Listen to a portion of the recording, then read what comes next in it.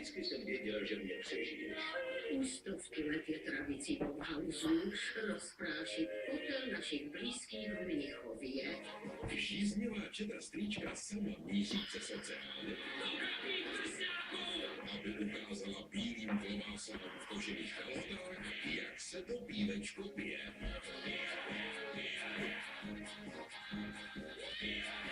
Tak tohle je Oktoberfest.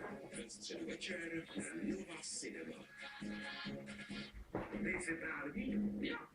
Když nemůže právník, zaskočí do kuchy. Můj klient požaduje odklad. Chcete k tomu něco dodat?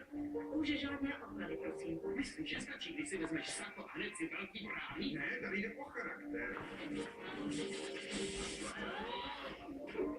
Hej, Marte, pauzo!